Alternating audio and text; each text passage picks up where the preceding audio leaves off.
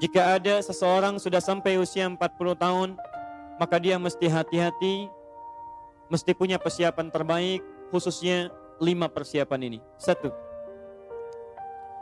Qala rabbi auzi'ni an ashkura ni'mataka allati an'amta 'alayya wa 'ala walidayya. 1. Quran surah 22 Al-Hajj ayat yang kelima. Ibu dan bapak, perbedaan kita dengan Adam. Adam dicipta tanpa proses kandungan. Setelah tercipta, dijelaskan misi hidupnya dan tahapan kehidupannya. Kita anak cucu Adam, dicipta dengan proses fitrah kandungan. Dan ternyata dalam kandungan itulah dijelaskan oleh Allah tentang tahapan kehidupan kita sampai pulang kepadanya. Inilah salah satu rahasia yang tidak ditemukan di kitab manapun kecuali hanya dalam Al-Quran. Di Quran surah ke-22 Al-Hajj ayat yang kelima, dijelaskanlah sejak masa dalam kandungan itu bagaimana tahapan-tahapan kehidupan kita sampai berpulang kepada Allah Subhanahu wa taala. Mari kita lihat baik-baik. Ya ayyuhan nasu in kuntum fi raibin minal ba'thi. Hei manusia, pakai annas. Kalau pakai annas berarti semua tanpa kecuali. Hei manusia, semua tanpa kecuali. Kalau kalian ragu bahwa kalian itu, maaf, akan pulang kembali kepada Allah, akan kembali mendapati surga kalian, tidak abadi hidup di dunia, maka saya akan terangkan pada kalian tahapan hidup kalian. Allah ingin katakan, jangan merasa akan abadi di dunia. Jangan lupa kalian akan pulang. Jangan loba dengan kenikmatan hidup. Seakan-akan kalau kaya akan abadi, lupa kalau akan pulang. Maaf, seakan-akan kalau punya kedudukan tinggi, lupa kalau dia akan mati.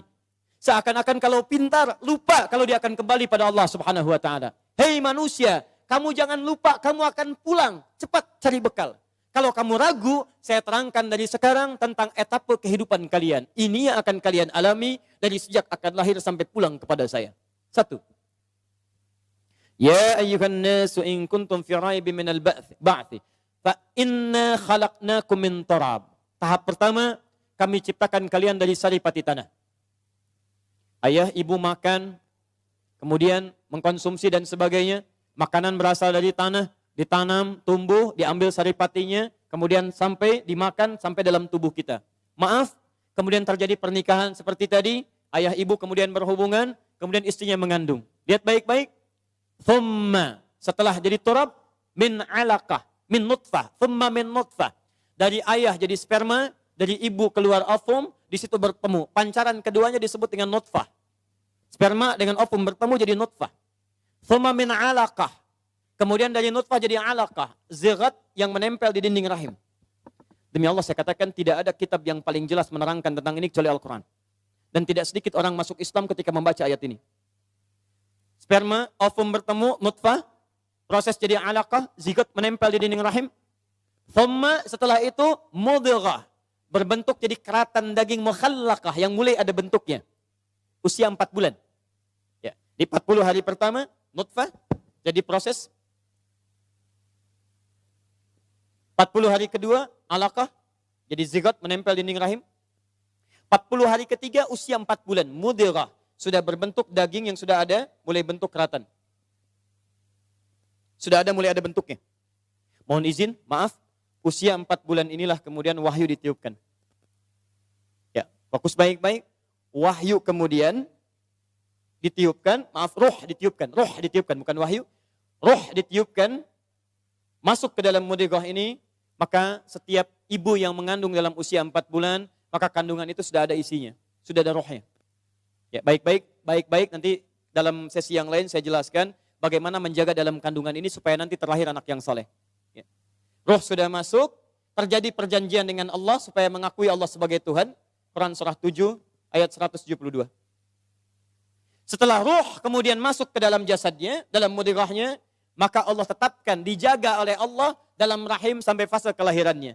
Wa nuqiru fil arhami ma nasya ila ajalin musamma. Setelah rohnya masuk, ada dalam kandungan ibundanya, maka kami kemudian akan rawat. Kami yang merawat, bukan kita sekedar berikhtiar. Kami jaga dalam rahim di tempat yang sangat kokoh sampai pada waktunya dia akan dilahirkan. Baik. Thumma nukhrijukum tifla. Kemudian kami dengan izin Allah Subhanahu wa taala, perhatikan kata Allah, kami tetapkan kelahirannya sampai terlahirlah dari kandungan itu. Lahir jadi bayi. Fokus. Dari bayi ini dia jalani masa kehidupan. Thumma litablughu asyuddah. Sampai masa kekuatan kematangan hidupnya. Asyuddah. Asyuddah. Thumma litablughu asyuddah. Kemudian dari kecil ini kami perkenankan sesuai ajalnya dia akan hidup. Hidup sesuai ajal. Ada yang sampai masa asyuddah. Apa itu asyuddah? Kematangan dari seluruh fisik kehidupannya. Fisiknya matang, emosinya matang, nalarnya matang, keadaannya matang. Berapa usia kematangan ini? Asyuddah di sini ditafsir di Quran surah ke-46 ayat ke-15 dengan usia 40 tahun.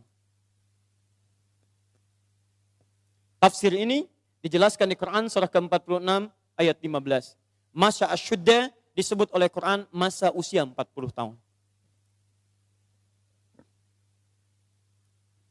Lihat mushafnya baik-baik. Wa wassaynal insana biwalidayhi ihsana. Kami wasiatkan pada setiap manusia agar berbakti kepada kedua orang tuanya dengan bakti terbaik. Hamalathu ummuhu kurhan. Ibunya telah mengandungnya dalam keadaan yang sulit. Menyusuinya sulit. Kemudian mengandung dengan menyapinya 30 bulan. Lihat baik-baik. Lihat baik-baik. Hatta idza balagha asyuddah. Sampai kemudian dirawat, sampai tumbuh dia dewasa, sampai asyuddah. Asyuddah, sampai punya kematangan fisik, kematangan nalar, kematangan pikiran, dan kematangan untuk menjalani kehidupan. Kapan itu terjadi? Balagha arba'ina sanatan, yaitu sampai usia 40 tahun. Di Quran menyebutkan, ada orang yang hidup sampai usia 40 tahun, dari mulai lahir sampai 40 tahun. Masa 40 tahun ini disebut oleh Quran dengan istilah asyuddah. Masa kematangan yang paripurna. Dari bayi, jalani hidup, masa fase baligh, kemudian sampai masa kematangan yang sempurna. Matang fisiknya, nalarnya, emosinya, psikisnya, dan segala aspek kehidupannya. Usia berapa? 40 tahun. Saya mohon maaf ya, karena waktu kita terbatas. Kalau Bapak Ibu ingin mendidik anak sampai usia 40 tahun, betul-betul matang semua aspek dalam dirinya, baik fisiknya, kepintaran akalnya, emosinya, plus juga spiritualnya, maka ini tahapan-tahapannya yang tadi saya tuliskan. Usia 2 tahun, ini yang diberikan ASI-nya. 2 tahun sampai balik, ini Quran surah 31 ayat 13 sampai 19. Dari balik sampai remaja, Quran surah ke-12 ayat 4 sampai 29. Sampai nanti bagaimana cara belajarnya, melatih fisiknya, mendapatkan asupan makannya, cari pakaian terbaiknya, ada semua di Quran. Tapi karena materi kita itu hanya sampai usia 40 tahun, maka saya akan keluarkan langsung usia 40 tahunnya. Dan saya hanya punya waktu 5 menit ke depan, jadi mohon fokus baik-baik. Ya, 1. Qala, jika ada seseorang sudah sampai usia 40 tahun, maka dia mesti hati-hati, mesti punya persiapan terbaik, khususnya 5 persiapan ini. 1. Qala rabbi auzi'ni an ashkura ni'mataka allati an'amta alayya wa ala walidayya. 1. 2. Wa an a'mala salihan tardah.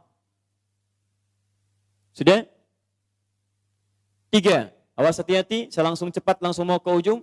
Wa aslih li fi dhurriyyati. 4. Inni tubtu ilaik. Dan 5. Minal muslimin. 5 hal. Seorang yang sudah sampai usia 40 tahun, maka Allah mengingatkan ia untuk menyiapkan 5 bekal utama sebelum dia kembali pada Allah Subhanahu wa taala. Hati-hati yang sudah sampai 40 tahun, jika Anda belum memiliki satu di antara 5 ini, Anda mesti khawatir. Karena ini peringatan dari Al-Quran. Taib, 1. Qala rabbi auzi'ni an ashkura ni'mataka allati an'amta alayya wa ala walidayya. Amanat pertama, kata Allah, dia mesti memperbanyak doa kepada Allah Subhanahu wa taala agar dibimbing. Perbanyak doa agar dibimbing mensyukuri nikmat hidup. Plus bisa meningkatkan bakti pada orang tua? Satu, awas hati-hati ya. Mohon izin saya pelankan. Sebentar, saya mau minta izin dulu. Pak, boleh saya lebih dari 5 menit? Oh, Alhamdulillah. Sampai jam berapa kita? Oh, baik. Insya Allah. Ya, insya Allah. Saya jam 9 pulang, Anda sampai jam 12, silakan. Bismillah. Ayo, yang tadi itu masih pengantar ya. Ini inti yang paling pentingnya sesuai dengan tema kita. Lihat baik-baik. Satu. Rabbi auzi'ni an ashkura ni'mataka allati an'amta alayya wa ala walidayya. Perhatikan baik-baik. Ya Allah, mohon bimbing saya untuk selalu bisa mensyukuri segala nikmat yang telah Engkau berikan pada saya sekarang. Satu. Dan pada kedua orang tua saya. Baik, jadi kalau sudah sampai usia 40 tahun, pertama, Anda memohon doa kepada Allah untuk dibimbing terus bersyukur kepada Allah. Ini yang mau saya tegaskan. Lihat baik-baik. Apa itu syukur? Tidak ada makna lain dari syukur yang tertuang dalam Al-Quran dan hadis kecuali ungkapan kebahagiaan atas nikmat yang Allah berikan kepada kita dengan cara menggunakan nikmat itu sesuai dengan fungsi yang telah Allah tetapkan. Misal, kita akan bersyukur dengan nikmat penglihatan mata. Anda diberikan 40 tahun dalam hidup, mata masih bisa melihat. Bagaimana mensyukuri nikmat mata? Kalau Anda ingin syukuri nikmat mata, maka yang paling singkat, gunakan nikmat mata ini sesuai dengan peruntukan yang telah Allah tetapkan. Fungsi yang telah Allah tetapkan. Apa fungsi mata? Masih ingat? Melihat yang baik-baik. Quran surah ke-24 ayat 30 untuk laki-laki, ayat 31 untuk perempuan. Qul lil mu'minina yaghuddu min absarihim. Katakan pada pria-pria yang merasa punya iman. Dengan iman itu dia yakin dengan akhirat. Wabil akhirati hum yuqinun. Karena yakin dengan akhirat dia sadar akan pulang. Dan dia tahu nikmat matanya akan ditanya oleh Allah subhanahu wa ta'ala. Katakan pada pria-pria yang yakin bahwa matanya akan ditanya oleh Allah. Quran surah ke-17 ayat 36.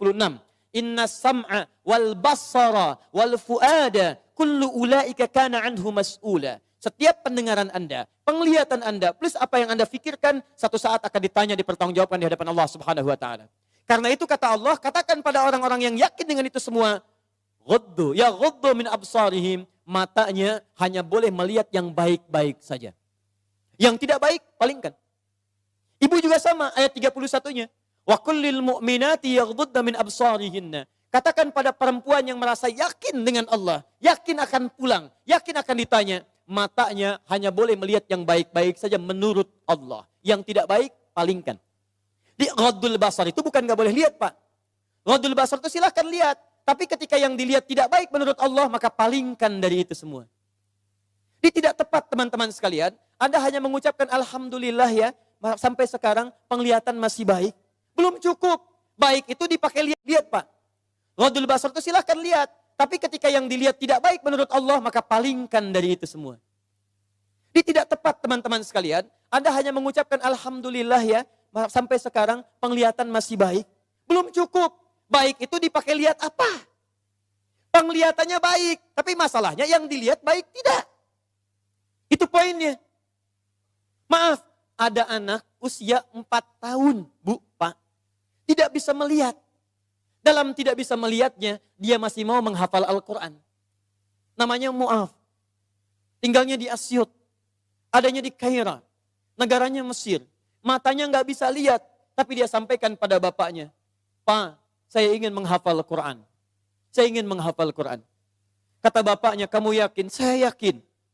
Baik, keluarga sederhana. Punya cuman motor yang sangat luar biasa tidak bagusnya. Dimodifikasi dashboardnya, menempuh jarak kisaran 20 km. Datang pada syekhnya. Bapaknya kemudian membonceng. Mu'adnya di belakang. Teman-teman sekalian, setiap berangkat datang pada syekh, dapat hafalan baru, bapaknya tulis ayatnya. Disimpan di dashboardnya. Di jalan lihat ke sini, lihat ke jalan. Lihat ke sini, lihat ke jalan. Mu'ad bacakan ayatnya, bapaknya mendengarnya. Secara singkat, tiba-tiba setelah itu, fasenya berakhir, jadilah anak ini hafal Quran. Yang ngantar belum hafal Quran, yang diantar nggak bisa lihat, hafal Quran. Saking mudahnya Al-Quran, yang gak bisa lihat bisa hafal Quran. Tapi bapaknya dapat pahala dari transferan anaknya. Perhatikan baik-baik. Begitu dibacakan Qurannya, bagus makhrajnya, viral kisahnya. Begitu viral di Timur Tengah, datang reporter mewawancara. Pertanyaan pertama, kalau adinda diperkenankan oleh Allah untuk bermohon saat ini, apa yang mau dimohonkan kepada Allah? Reporter ini mengira dia akan meminta doa seperti ibunda Imam Al-Bukhari bermohon kepada Allah supaya Al-Bukhari disembuhkan dari butanya. Bu, Pak, Imam Al-Bukhari itu dulu buta. Butanya permanen. Dilahir, 2 tahun ayahnya meninggal, 4 tahun buta permanen. Nanti ada satu kejadian di situ, yang dengan kejadian itu, ibunya berdoa kepada Allah, anaknya menghafal Quran, sampai di surat Qaf, ya, ayat ke-22. Anaknya murajaah ayat, ibunya memohon kepada Allah sambil menangis, sambil tertidur. Sampai tertidur. Disitulah kemudian terjadi sesuatu yang luar biasa. Seketika Allah sembuhkan Al-Bukhari kecil, matanya bisa melihat kembali.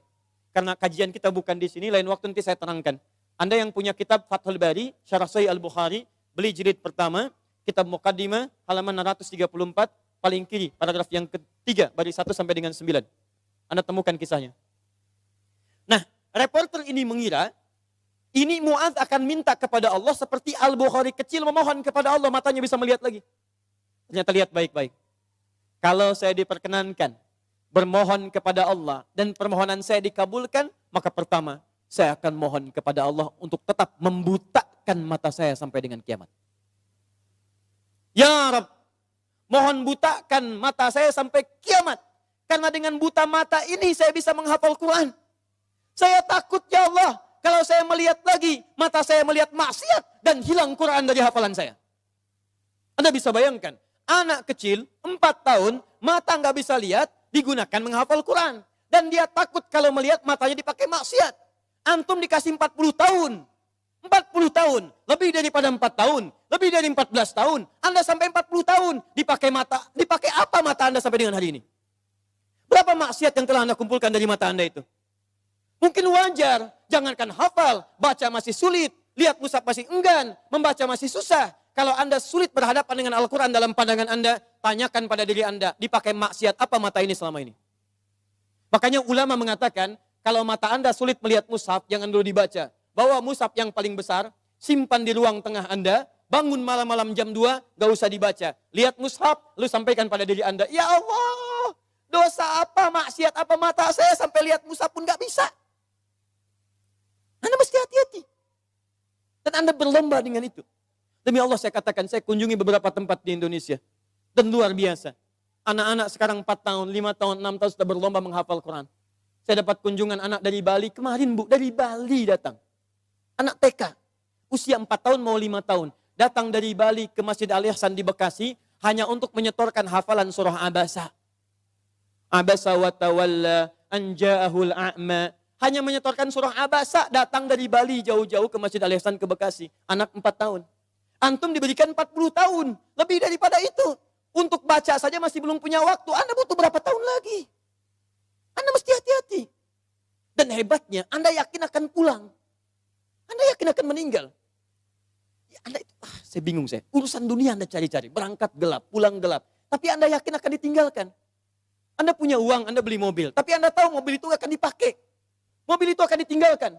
Anda punya uang bikin rumah bagus-bagus, luas-luas, mewah-mewah. Tapi Anda sadar akan meninggal itu akan ditinggalkan. Meninggal dunia, semua dunia ditinggalkan. Pertanyaan saya, apa yang Anda bawa pulang saat kembali kepada Allah? Mu'adz belum selesai, perhatikan bagian kedua. Dan ini bagian penutup dari kalimat Mu'adz. Wallahi, kalau saya diperkenankan memohon kepada Allah, dan dikabulkan doa saya sekarang, maka saya mohon kepada Allah yang kedua, lihat permohonannya. Saat saya kembali kepada Allah di hari kiamat, saya berhadapan dengan Allah tanpa ditemani siapapun. Tidak ada ayah saya yang biasa mengantar saya untuk hafalan Quran. Tidak ada ibu yang melahirkan saya. Tidak ada kakak dan adik saya. Saya akan berhadapan dengan Allah sendirian. Tangan saya gemetar. Kaki saya gemetar. Dan saya akan katakan di hadapan Allah pada saat itu, Ya Rabb, Ya Rabb, khaffif Ya Rabb hisabi. Ya Allah, mohon ringankan hisab saya saat ini ya Allah. Saya sudah berusaha menghafal Quran. Saya sudah bisa datang ke sini membawa hafalan Quran. Kalau dengan semua bekal itu belum layak mendapatkan ridhamu untuk masuk ke surga, mohon kurangi hukuman saya di neraka. Anak 4 tahun, dia belum baligh, mata buta, dia berusaha menghafal Quran. Dia masih berkata, kalau saya ada hari kiamat kurang bekal ya Allah, saya sudah mencoba menghafal Quran. Tolong kurangi siksaan saya kalaupun saya masih disiksa dengan Quran yang telah saya bawa ini. Pertanyaan saya, Anda yang diberikan 40 tahun sampai dengan hari ini, berapa bekal yang sudah Anda kumpulkan? Dia belum balik, Anda sudah lewat balik. Maka satu saya katakan, itu baru mata Bu, Pak. Belum telinga. Dipakai apa telinga antum? Sehingga sulit mendengar adzan. Sehingga sulit merespon. Orang belum adzan, sudah ke masjid. Antum sudah komat, gak ke masjid, ke masjid. Yang hebatnya luar biasa, ini rumah antum di sini. Ini masjidnya, Masya Allah. Speaker masjid spesial ke rumah antum begini. Jaraknya gak terlampau jauh. Sepeda ada, motor ada, mobil punya, banyak ragamnya. Orang gak punya sepeda, cuman punya kaki bisa ke masjid. Jarak 1 kilo. Antum cuman 10 meter. Sepeda ada, motor ada, mobil ada. Belum menyentuh Anda untuk ke masjid. Anda butuh pendengaran seperti apa lagi? Butuh kaki bagaimana lagi? Karena itu bertakwalah kepada Allah Subhanahu wa taala. Kalau Anda mengaku ingin bersyukur, syukur itu bukan mengucapkan alhamdulillah saja, tidak. Alhamdulillah itu butuh pembuktian. Alhamdulillah itu komitmen. Setiap komitmen butuh pembuktian. Cinta itu komitmen. Cinta butuh pembuktian. Buktinya pernikahan. Makanya para akhwat yang belum menikah, jangan mau dikatakan dengan kata-kata angin surga. Sayang, namamu sudah tertulis di hatiku. Katakan, saya tidak mau tulis di hati, tulis di buku nikah. Yes. Tidak cukup dengan yes, buktikan dengan syukur pada Allah Subhanahu wa taala. Ayo, mata antum dipakai apa saja? Lihat masjid enggak ada getaran. Lihat baca Quran enggak ada getaran. Lihat orang ceramah enggak ada getaran. Lihat musik baru tergerak. Lihat orang rame-rame tergerak. Lihat orang rame-rame muncul. Allahu Akbar. Bertanya. Yang paling gampang gini. Lihat. Awas hati-hati baik-baik. Karena setelah menyebutkan asyuddakum di Quran surah 22 ayat 5 itu, Allah menegaskan, kamu akan saya wafatkan. Kamu akan saya wafatkan. Karena itu bagi orang-orang yang sudah lewat 40 tahun, termasuk 40 tahun, masih main-main dengan keadaan nikmat yang Allah tetapkan pada dirinya, tubuhnya dari atas sampai bawah, hartanya, titipan dan sebagainya. Demi Allah saya katakan, kalimat Qurannya sederhana, kamu akan saya wafatkan. Mau sampai kapan lagi begitu? Karena itu pulanglah Anda ke rumah, lihat titipan Allah dari diri kita dulu. Setelah itu lihat kelengkapannya, barangkali ada harta kelebihan dari situ. Harta itu sudah ada Fir'aun Bu, yang lebih kaya. Korun lebih kaya daripada kita. Korun, hartanya banyak. Ketika dia bermewah-mewah, turun ayat. Ya, Quran surah 28 ayat 77 tadi. Ya, lihat baik-baik, lihat baik-baik. Korun. Korun. Kami titipkan itu supaya kamu bisa mencari surga dengan harta itu. Bukan untuk berlomba-lomba dalam kemewahan. Lihat wabtaghi fima atakallahu daral akhirah wala tansa nasibaka minad dunya. Dunia jangan dilupakan, silahkan. Cari kenikmatan yang enak, makanan yang nyaman, menghadirkan energi untuk ibadah, tapi semua itu cari bekal untuk pulang menghadap Allah Subhanahu wa taala. Itu intinya. Mungkin Anda dititipkan harta lebih, mohon maaf ya, karena tenaga Anda itu belum kuat dipakai ibadah seperti yang lain. Yang lain itu karena saking tidak punyanya menurut Anda, saking tidak adanya menurut Anda, makanya rajin puasa. Jangankan Senin, Kamis dikejar. Jangankan Senin, Kamis, ayamul bid diburu. Jangankan ayamul bid, puasa Daud diikuti, saking nggak adanya. Antum itu tahajud sudah susah. Senin Kamis nunggunya Ramadan saja. Masya Allah. Makanya dikasih kelebihan oleh Allah. Supaya Anda dengan itu ada zakat lebih. Ada infak lebih. Ada sedekah. Nunggunya Ramadan saja. Masya Allah. Makanya dikasih kelebihan oleh Allah. Supaya Anda dengan itu ada zakat lebih. Ada infak lebih. Ada sedekah lebih. Itulah surga yang bisa kita raih.